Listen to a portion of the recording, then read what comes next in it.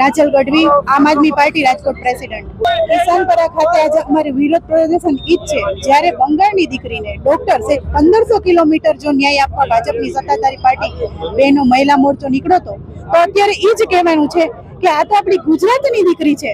તો ભાનુબેન બાબરિયાને હું કહીશ, દર્શિતાબેન શાહને કહીશ, રીવાબાને કહીશ કે અત્યારે ક્યાં ગુજરાતની દીકરી છે તો તમે સૂતા છો? આ ગુજરાતની દીકરીને ન્યાય અપાવવા તમે બહાર નહીં નીકળો? જ્યારે બંગાળના મુખ્યમંત્રીને તમે રાજીનામું અપાવવા નીકળ્યા હતા, કેમ તમારી ત્યાં સત્તા નહોતી? એટલા માટે અહીંયા તમારી સત્તા છે એટલે શું તમારા મોઢે પટ્ટી બંધાઈ ગઈ છે? ખાસ કરીને શું વિરોધ પ્રદર્શન કરવામાં આવી રહ્યું છે અને કઈ રીતના રોકવામાં આવશે? વિરોધ પ્રદર્શન આજે અમારું એ છે કે આજે સત્તાધારી પાર્ટીને અમે બંગડી બતાવીને અમે કહેવા માંગીએ છીએ કે તમે બંગડી પહેરી લો। તમે એક નામર્દ કહેવાય કે 6 વર્ષની બાળકીને ન્યાય અપાવવા બહાર નથી નીકળી શકતા, એક ટ્વિટર નથી કરી શકતા, એક મેસેજમાં તમે બાઇટ નથી આપી શકતા। એટલી બધી સત્તાધારી પાર્ટીની ફાઇટ વધી છે કે તમે એક 6 વર્ષની દીકરીને ન્યાય નથી આપી શકતા।